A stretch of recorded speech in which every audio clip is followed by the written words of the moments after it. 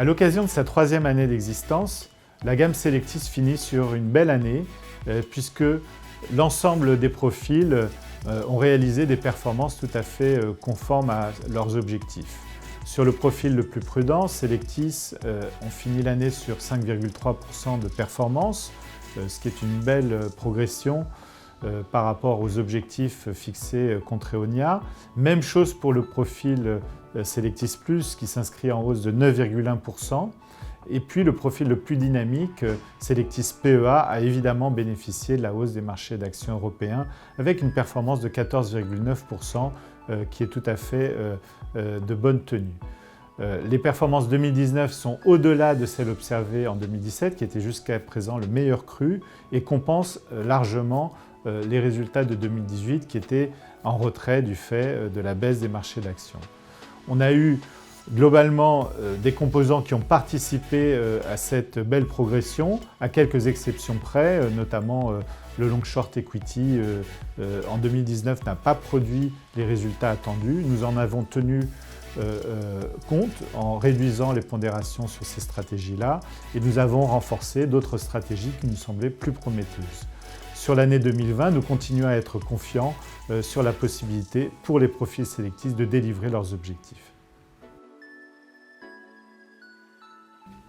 Alors l'année 2019 a évidemment été un excellent cru puisqu'on a eu à la fois des performances très fortes du côté des actions et puis paradoxalement des performances également plutôt exceptionnelles des marchés obligataires puisque pendant une bonne partie de l'année, beaucoup d'investisseurs sont restés en retrait et donc ont investi sur les actifs dits sans risque, sur les marchés obligataires notamment de la zone euro, qui ont eu des performances au-delà des 6%, ce qui était assez difficile à imaginer début 2019 alors qu'on était déjà sur des taux extrêmement faibles en zone euro.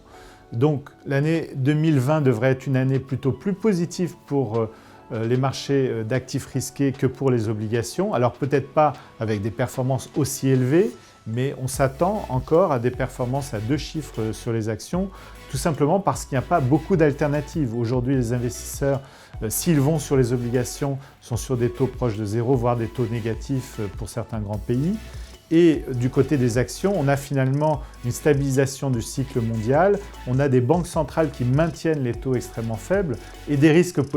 géopolitiques qui, certes, vont continuer à, de temps en temps, agiter les marchés. On a en ce moment des tensions du côté des relations Iran-États-Unis, mais globalement, ce sont des tensions qui ont tendance à se dissiper au bout de quelques semaines, au bout de quelques mois, et in fine, ce sont vraiment les résultats des entreprises et les perspectives macroéconomiques qui finissent par dominer, encore une fois, dans un environnement de taux extrêmement bas qui pousse à la prise de risque.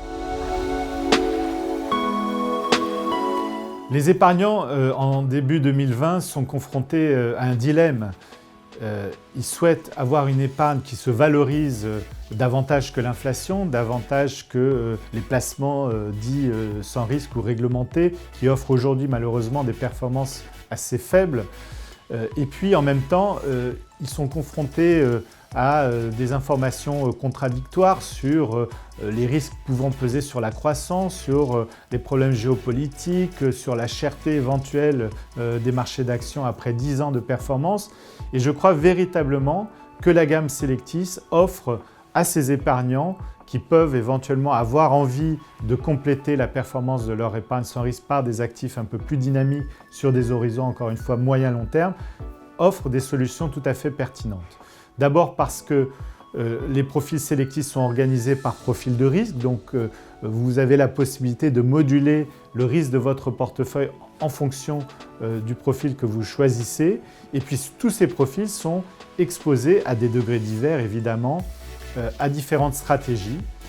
qui donc n'obéissent pas au même moteur au même moment, à différentes classes d'actifs, puisqu'il y a à la fois des moteurs actions, des moteurs obligataires et des moteurs, on va dire, plus décorrélés de la tendance des grands marchés. Et puis, ce sont des profils qui sont également diversifiés au niveau international, un peu moins pour le profil PEA, évidemment, qui dépend davantage des marchés d'actions européens. Mais pour les autres profils, on a vraiment une exposition qui est très globale sur l'ensemble des marchés. Et je crois que c'est cette diversification des moteurs de performance qui constitue vraiment une source de sérénité pour les investisseurs parce que finalement ça permet de lisser les évolutions au fil du temps. Alors, on aura peut-être à un moment ou un autre une performance négative sur tel ou tel profil, voire sur l'ensemble des profils, comme ça a été le cas en 2018. Mais on voit que dès lors qu'on respecte les horizons d'investissement, dès lors qu'on est à plus de 3 ans, voire plus de 3 ou 5 ans